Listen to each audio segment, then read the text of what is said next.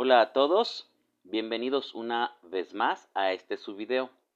En esta ocasión quiero presentarles y vamos a trabajar con este material que lleva por título Tipos de fuerzas y se encuentra alojado en el sitio web educaplus.org, el cual ya hemos utilizado en videos anteriores.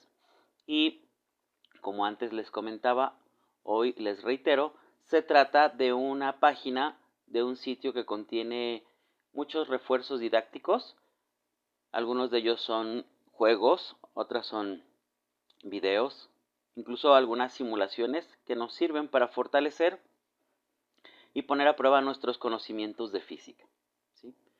Sin más preámbulo, vamos a trabajar con este material, el cual consiste y nos presenta a manera de breve reseña en una presentación con diapositivas, por así llamarlo, los puntos más esenciales y más elementales, pero muy importantes de entender para que conozcamos cuáles son los tipos de fuerzas que gobiernan y están presentes en nuestra vida cotidiana, pero en general no en nuestro universo físico.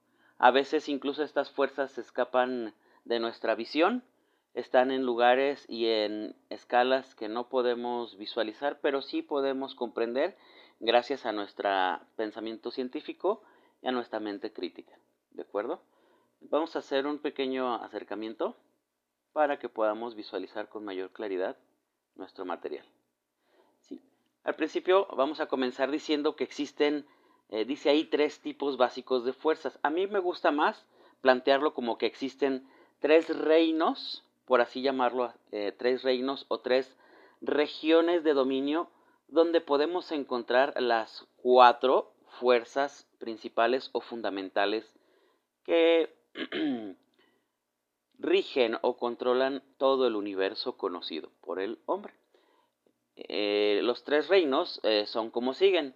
Primero nos encontramos con el reino de lo megamacroscópico. ¿A qué me refiero con megamacroscópico? Pues más que nada a aquellos objetos o sistemas naturales que son muchísimo más grandes comparados con la escala o el tamaño humano, ¿sí? Estamos hablando de planetas, estrellas, galaxias, pero incluso la misma luna, que es un satélite natural, es muchísimo más grande en masa, en volumen, que nosotros mismos como humanos. Entonces, en esa región, en ese reino, en esa categoría entraría la fuerza gravitatoria o la fuerza de gravedad, que es la que conocemos y que es la que mantiene unidos a los planetas, a las estrellas y a las galaxias entre sí. Sí, es, digamos, la que le da sostén y tejido a nuestro mundo cósmico. Y también es la primera que nosotros tomamos contacto como seres humanos, pues porque es la que nos mantiene pegados al suelo y es la que cuando nos caemos, pues sentimos sus efectos desde pequeños. Estamos dando nuestros primeros pasos, nos tropezamos y somos partícipes de la fuerza de gravedad y nos enteramos de su existencia.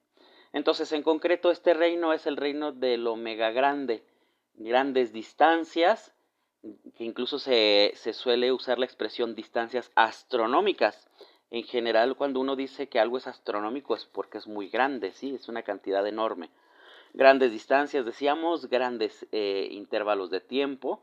Estos fenómenos cósmicos se caracterizan por tener unas duraciones enormes, también astronómicas, grandes masas y grandes volúmenes, ¿sí? Por eso, en el reino de lo mega grande o de lo mega macroscópico, se encuentra ahí gobernando la fuerza gravitatoria.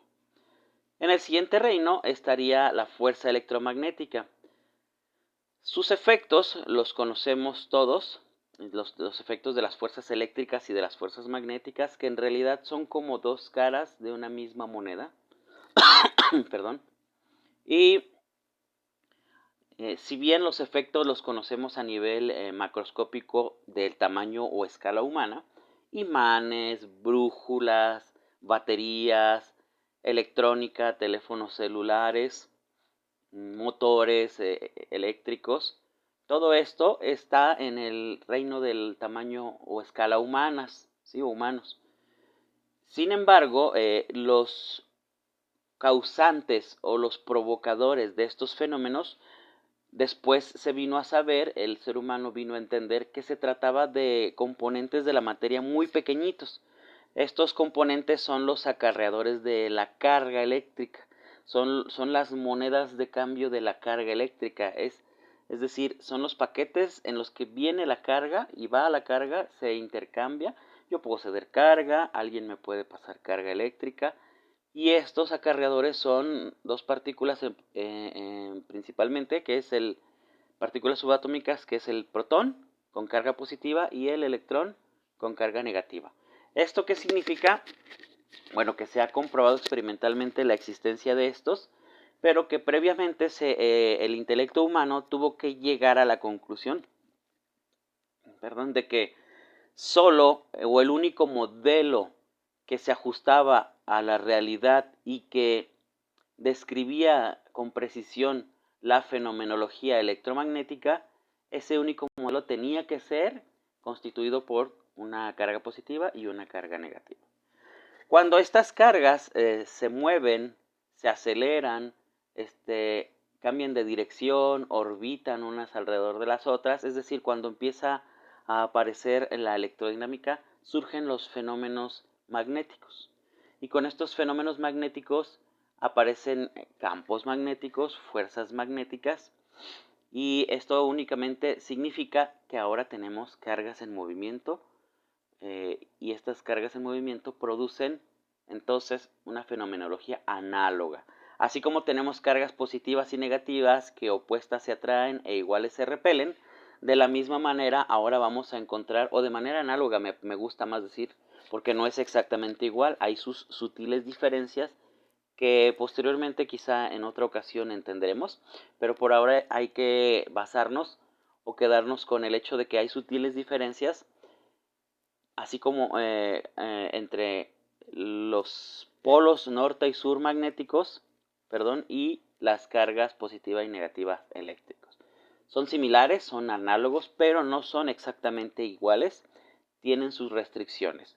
Una de ellas, la principal y una de las más importantes y que es muy visible y que quiero que tengan en mente, es que si bien en el mundo electrostático yo sí puedo tener cargas positivas y negativas sueltas, individuales,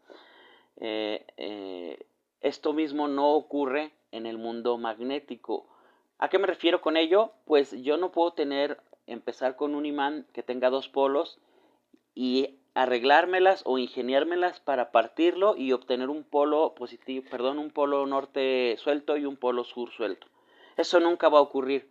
Y ahí ahí radica una diferencia sutil, pero muy importantísima, muy importante, para que entendamos o empecemos a vislumbrar cómo fenómenos magnéticos y fenómenos eléctricos no son del todo idénticos o no son del todo igualables. Entonces, les decía yo puedo empezar con un imancito, partirlo en dos, y ¿qué creen? No voy a tener un polo norte suelto y un polo sur suelto, voy a tener dos nuevos imancitos chiquititos, cada uno con su norte y sur, cada uno con su norte y sur. Entonces, estos fenómenos son ya macroscópicos, pero del tamaño o de dimensiones humanas, y están presentes en nuestra vida cotidiana, y con esto englobaríamos a la fuerza electromagnética. El siguiente reino sería el reino de lo subatómico. Ahí radican o yacen el dominio de dos fuerzas que vamos a llamar, o que los científicos históricamente vinieron a llamar como fuerzas nucleares.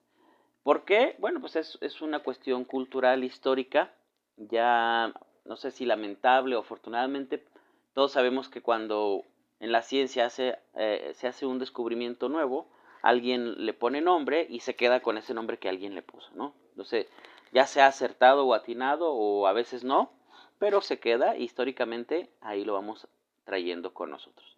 Estas fuerzas se llaman fuerza nuclear fuerte y fuerza nuclear débil. Así, ¿qué quieren? Ni modo, así los científicos de esa época que les tocó descubrir estas fuerzas y describirlas y explicarlas, pues estos científicos solamente atinaron a ponerles estos nombres, ¿de acuerdo? Vamos a continuación. Antes de pasar al número 2, hay que mencionar que estas fuerzas actúan a distancia, es decir, que no es necesario que los cuerpos o los objetos que están involucrados con ellas se toquen o entren en contacto.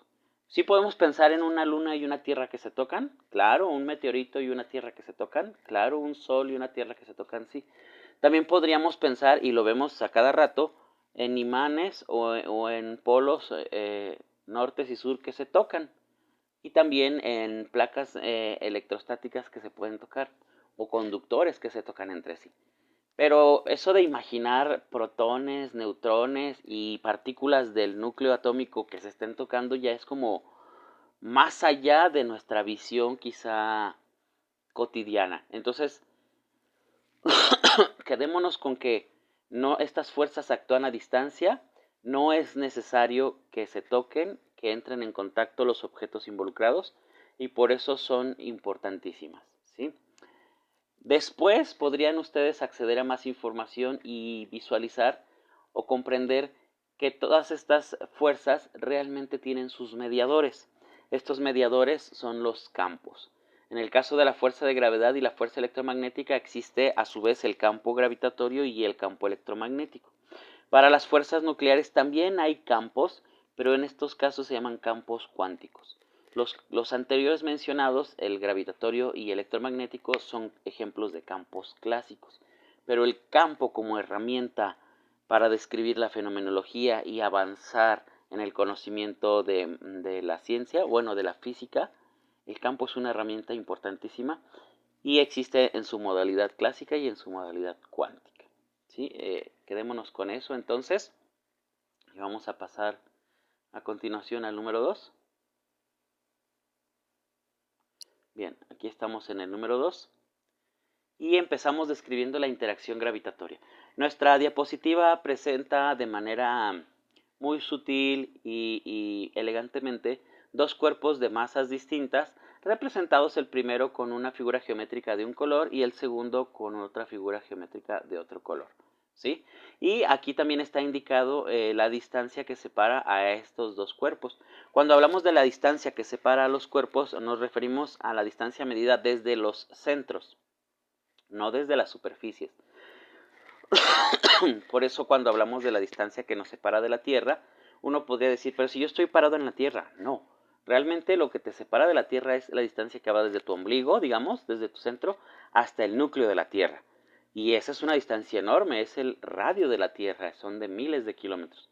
Entonces, sí hay una distancia que separa tu cuerpo del de la Tierra y para fines prácticos o para fines de cálculos de la fuerza de gravedad, se toma de centro a centro. ¿Cómo calculamos esta fuerza de gravedad? Pues Newton fue el primero que descubrió esta fórmula o dio pie a esta ecuación, y nos dice que la fuerza depende directamente del producto de las dos masas, es decir, si son más masivas se van a atraer más, si son masas pequeñitas se van a atraer menos intensamente. Y también depende inversamente del cuadrado de la distancia. Aquí tenemos el cuadrado de la distancia, es como dividir entre r cuadrada, ¿sí? Esa r que dijimos al principio que va de centro a centro. Y de tal manera que si aumentamos la distancia que separa estos objetos, pues va a decaer, se va a atenuar o debilitar esta fuerza de gravedad. Muy importante de mencionar es esta constante G mayúscula, no confundir con la G minúscula que vale 9.8 por ahí, metros sobre segundo cuadrados y que se usa mucho en cinemática. Esta G mayúscula no está del todo desconectada con ella, pero no es la misma y significa otra cosa. Hasta las unidades podemos ver que son distintas. ¿Qué significa esta constante? Pues veamos, alguien hizo la teoría, que fue Newton, pero tuvo que venir otra persona a comprobar que esta fórmula fuera correcta. ¿Cómo se comprueba que una fórmula es correcta? Pues haciendo experimentos o visto de otra manera, ¿cómo se pone a prueba una fórmula para ver si no falla? Eso es más correcto decir en la ciencia. Pues se hacen experimentos, en este caso se tenían masas a ciertas distancias, se variaron las distancias, las masas son iguales, prácticamente iguales, y al cambiar las distancias se fue graficando punto a punto la intensidad de la fuerza. Y esa intensidad de la fuerza fue cambiando, se grafica en un plano cartesiano, y luego se hace un ajuste de mínimos cuadráticos o un ajuste lineal, y se obtiene una constante de proporcionalidad. Esta constante es puramente experimental Y conforme la tecnología humana ha ido volviéndose más sofisticada y más refinada para medir con mayor precisión, hemos ido conociendo su valor con mayor precisión o con mayores dígitos significativos, el cual es 6.67 por 10 a la menos 11. Veamos este exponente por 10 a la menos 11, cómo es increíblemente pequeño. El por 10 a la menos 11 es como multiplicar por un 1 seguido de 10 ceros, 0.0000, 10 ceros y un 1. Es una fracción pequeñitita. Y esto significa que esta constante G, que es tan chiquititita, viene a afectar la intensidad de la fuerza y nos hace entender por qué se requieren masas tan grandes para sentir efectos gravitacionales. Porque de otra forma, si pusiéramos masas de 1 kilo o 2 kilos, las fuerzas que obtendríamos serían ridículamente pequeñas, ¿sí? De órdenes de magnitud por 10 a la menos 11, por 10 a la menos 5 newtons. No las percibiríamos. Por eso las fuerzas gravitatorias surgen o son notorias solamente a partir de grandes masas, ¿sí? En el caso de la Tierra y nosotros, pues la gran masa la pone la Tierra. Ahora, quiero hacer notar aquí hay un error. La persona que creó esto, le faltó aquí una diagonal, un slash, aquí, perdón, para que diga en las unidades correctas serían newton metro cuadrado, multiplicado sí, pero ahora sobre, seguiría sobre o slash, diagonal, kilogramo cuadrado. Perdón, sí tiene, déjenme hacerle un zoom. Sí tiene, pero es kilogramo a la menos 2, lo siento, sí. Ahí ya está dividiendo entre kilogramo cuadrado. Mi error. Entonces las unidades están correctas y sabemos que metro cuadrado se va a cancelar con metro cuadrado de abajo del denominador y kilogramo cuadrado del denominador se va a cancelar con los kilogramo por kilogramo del numerador. Y nos van a quedar simplemente newton, que son las unidades correctas para medir la fuerza. Vamos a la siguiente, el número 3. Y aquí, ¿qué podemos presenciar? Bueno, nos están platicando sobre las cargas eléctricas.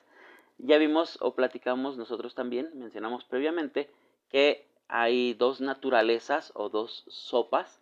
Las personas, estos pensadores de antaño, de la antigua Grecia y más adelante de los 1700, llegaron a la conclusión de que había dos colores, dos sabores, dos sopas de naturaleza eléctrica. Y el único modelo que podía satisfacer y describir plenamente a la realidad era ese, el que funcionaba con dos colores o dos monedas o dos sabores, dos sopas de carga eléctrica. Una le llamaron positiva y otra negativa. ¿Por qué se quedó esta simbología matemática?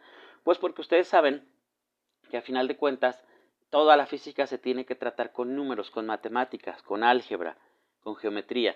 Y es útil y es cómodo ponerle un signo matemático porque a final de cuentas al surgir estas operaciones de multiplicación y división, estos signos y las leyes de los signos nos ayudan a saber si las fuerzas resultantes van a ser positivas, es decir, van a ser de repulsión cuando se tienen, cargas iguales, porque menos por menos da más y más por más da más, o cuando se tienen cargas de diferente signo, porque más por menos es menos, y ahora sí las fuerzas son de atracción, ¿sí? Decíamos entonces también, vamos a pasar a la parte magnética, que estos fenómenos ocurren cuando las cargas empiezan a moverse, a acelerarse, a tener movimiento dentro de la materia. Y bueno, se forman dominios magnéticos y regiones llamadas polos, polo norte, polo sur. Hay una analogía entre polos norte y sur y cargas positivas y negativas. Sin embargo, dijimos hace ratito, mientras que sí podemos tener cargas sueltas de un solo sabor, nunca vamos a poder tener polos sueltos de un solo sentido, norte o sur. ¿Sale? Aquí dice que las fuerzas dependen de la intensidad de las cargas o de su magnitud. Recuerden que la carga es una cantidad escalar. O de la intensidad de los campos magnéticos. El campo magnético es una cantidad vectorial. Y también se caen o se atenúan con la distancia. Perdón. La gran diferencia con la fuerza de gravedad es que estas fuerzas electromagnéticas pueden ser atractivas y repulsivas, mientras que la gravitatoria siempre es de atracción. No hay masas de diferentes sabores, no hay masas de distintos signos, siempre hay masas positivas. En la siguiente, vamos al número 4. La interacción nuclear nos habla sobre que existen, a su vez, dijimos ya, dos fuerzas. Este reino nuclear se subdivide en fuerza nuclear o fuerza débil y fuerza nuclear fuerte. Aquí voy a hacer un paréntesis y quiero mencionar que a los físicos todas estas fuerzas les gusta más llamarlas interacciones. ¿Por qué? Porque sabemos desde Newton y su tercera famosa ley, su famosa tercera ley de Newton, sabemos que las fuerzas siempre aparecen en pares o en parejas de cuerpos. Tierra-Luna, Sol-Tierra, protón y electrón, etcétera. ¿Sí?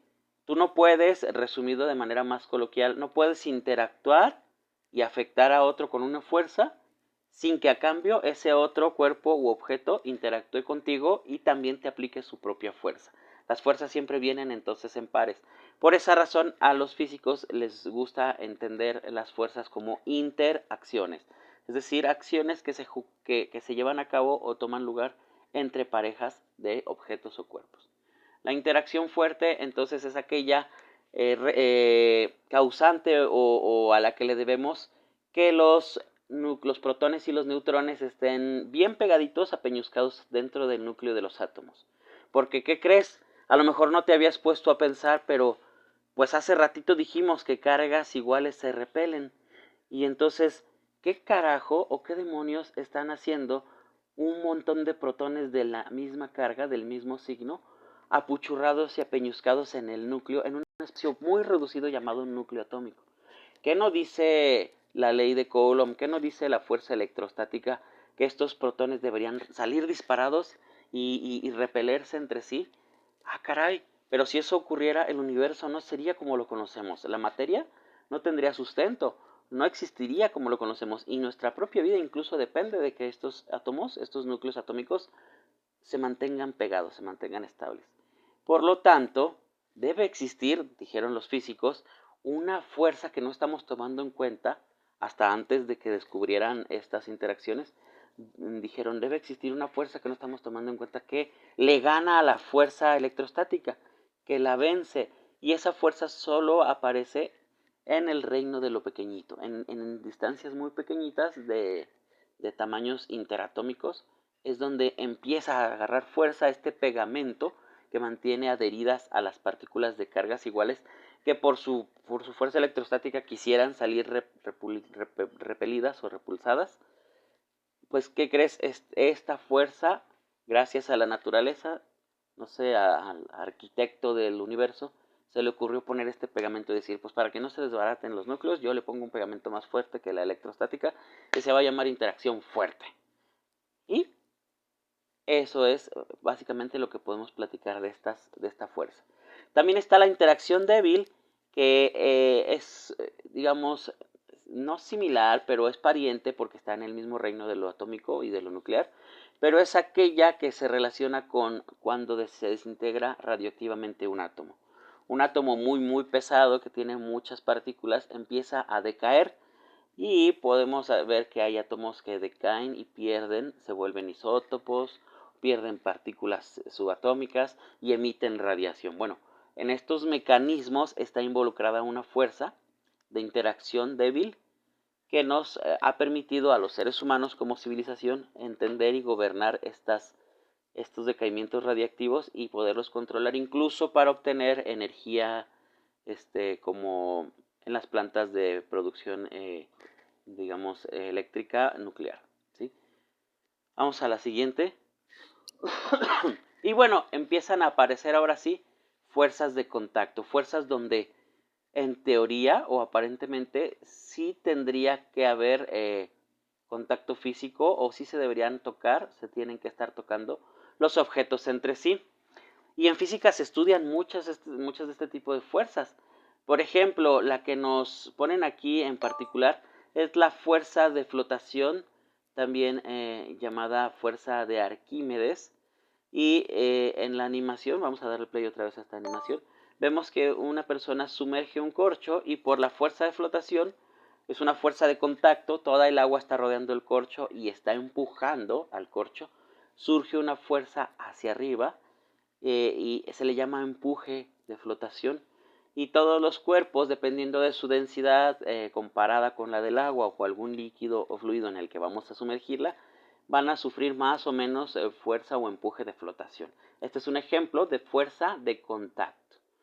Hay otras fuerzas que se van a llamar de superficie o de rozamiento, y hay otras fuerzas que vamos a entenderlas como elásticas, que tienen que ver con las propiedades internas del material que está hecho el cuerpo y que les ayudan a recuperar su forma original luego de ser deformados, ¿sí?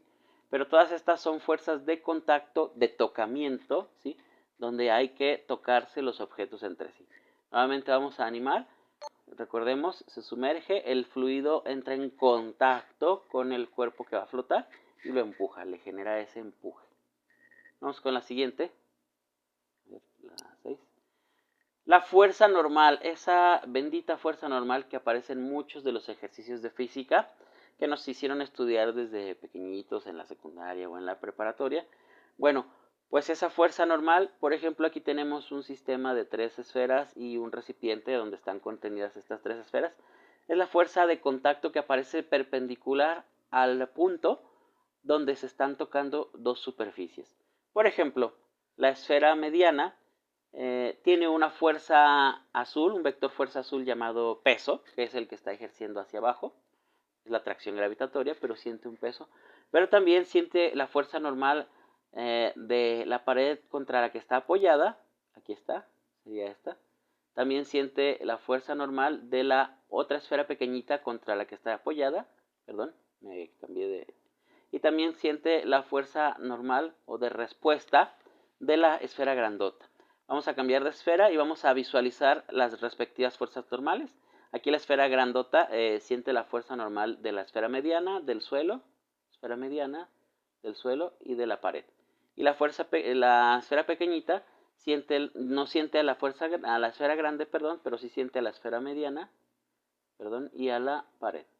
Y nada más, ¿no? Miren, también el recipiente está sintiendo las respectivas fuerzas normales marcadas en rojo y está sintiendo su propio peso, que es el colectivo de todas las esferas, ¿sí?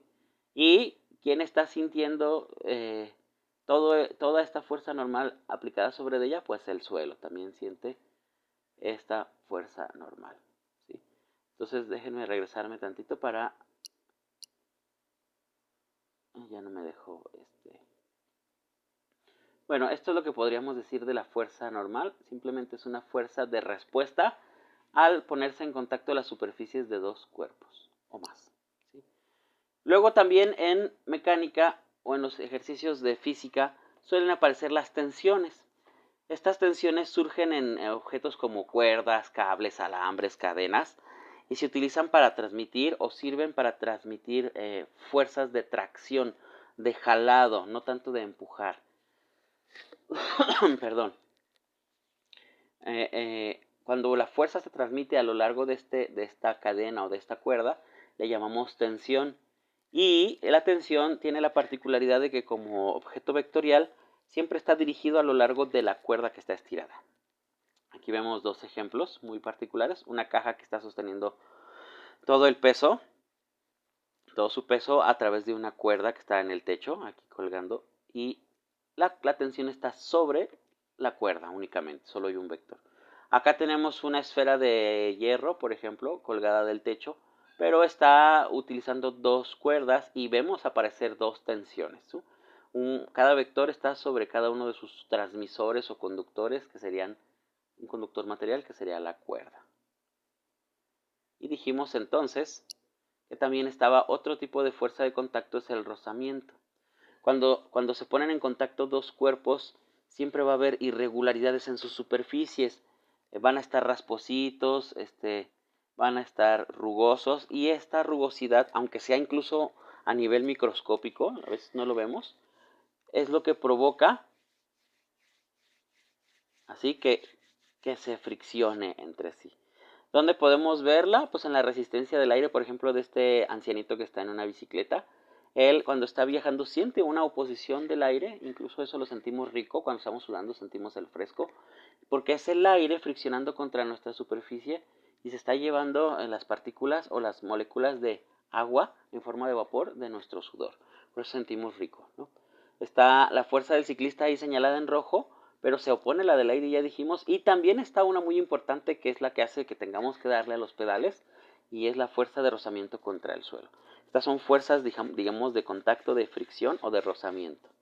Cuando un paracaidista se arroja desde un avión, también va a experimentar una fuerza de rozamiento y es incluso la que lo salva de no lastimarse, porque cuando abre el paracaídas, ¡pum!, se crea una mayor superficie contra la cual el aire va a generar una mayor resistencia. Los paracaídas entonces son aprovechadores de fricción, aprovechadores de la resistencia o del rozamiento del aire.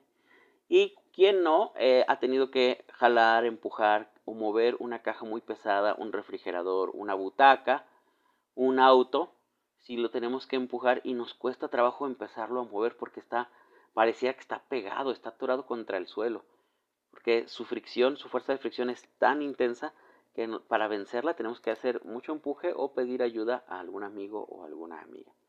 ¿Sí? Todas estas fuerzas son de contacto y de fricción, la de fricción, perdón, las tres que les mencioné son de fricción y todas entran en la región de contacto. Pero ¿qué creen?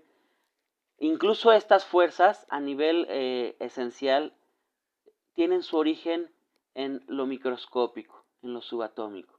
Incluso estas fuerzas de fricción las podemos entender como pequeños golpeteos con moléculas, con átomos, con partículas entre sí.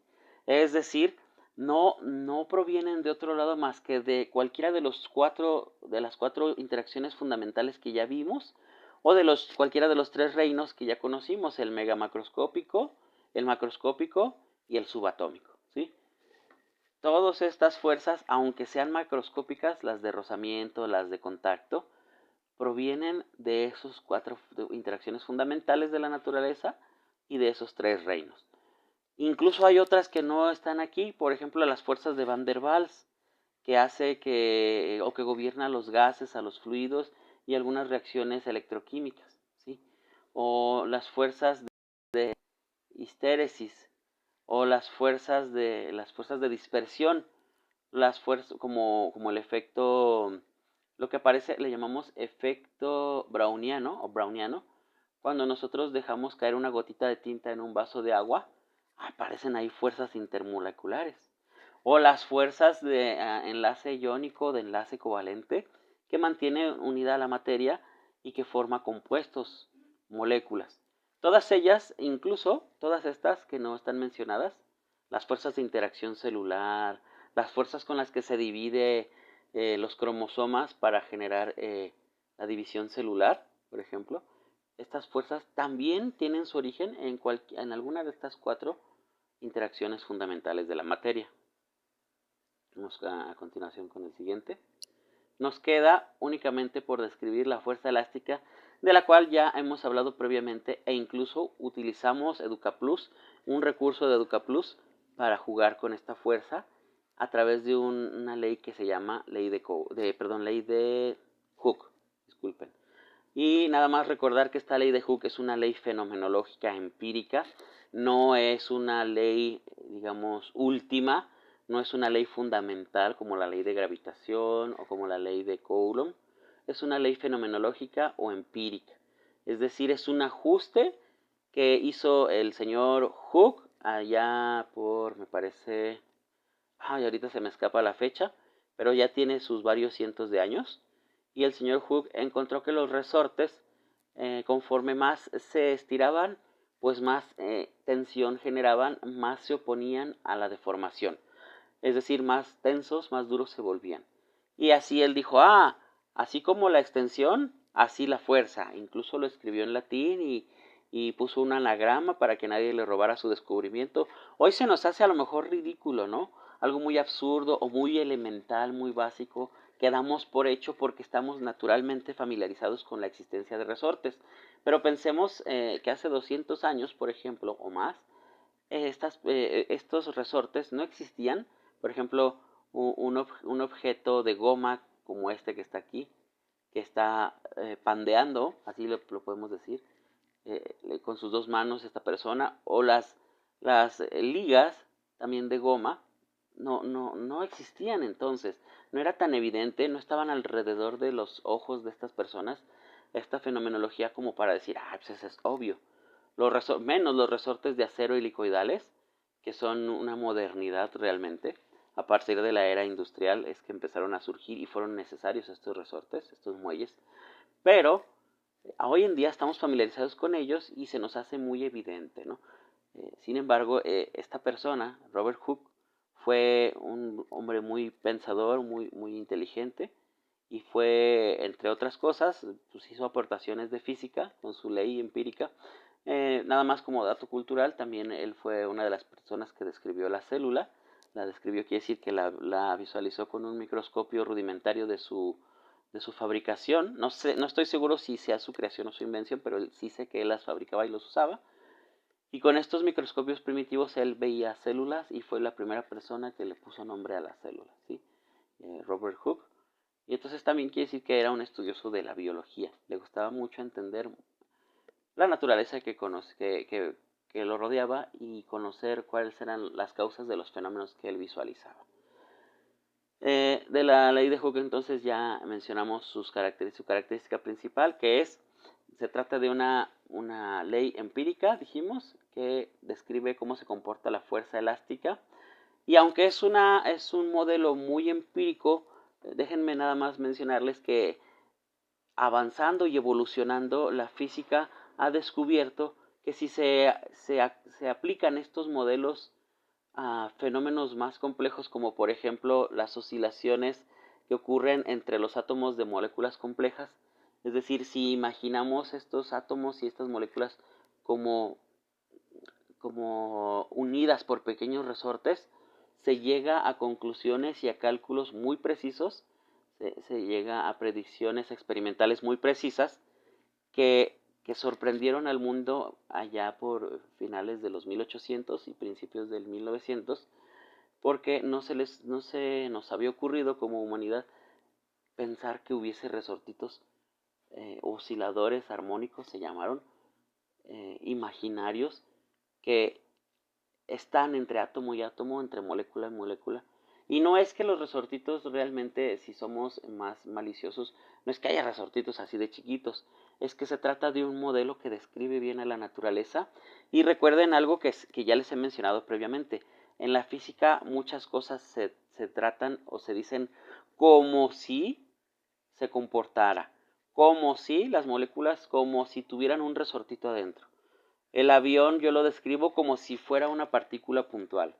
La polea gira como si no tuviera fricción, ¿sí? Como si, acuérdense que son modelos mentales y en este caso hubo una evolución enorme cuando se empezó a pensar en los fenómenos atómicos, moleculares, pero aplicándole el modelo del resorte, el modelo de las oscilaciones elásticas, y de ahí en adelante se pudo explicar y describir fenómenos como cómo rebota la luz en la materia, cómo interactúa la luz con la materia, cómo revienta la luz a la materia, ¿sí? Cómo se absorben los paquetes de luz y en general cómo la materia interactúa con la radiación. Entonces, para que veamos cómo, a pesar de que en sus orígenes la ley de Hooke era una ley muy empírica, muy básica y que no viene de causas fundamentales, cuando se sabe utilizar y se aplica adecuadamente, se obtienen resultados muy progresivos, ¿sí? Muy revolucionarios. Hasta aquí terminamos con este material de EducaPlus. Estas serán la descripción de las fuerzas más conocidas en el reino de la física, en el mundo de la física. Y pues sería todo por hoy para mí. Me dio gusto saludarlos. Quedo a la espera de que nos veamos en el siguiente video, donde trataremos más materiales y haremos quizá prácticas virtuales o explicaremos conceptos que ustedes me soliciten o que sea de su agrado o que sean requeridos para incrementar su conocimiento o para continuar con su formación académica. Por mi parte sería todo, me despido, tengan muy buena interacción con la ciencia, hay que echarle átomos, quémense unos joules echándole coco y a ponerle newtons. No se olviden de continuar visualizando estos videos. Nos vemos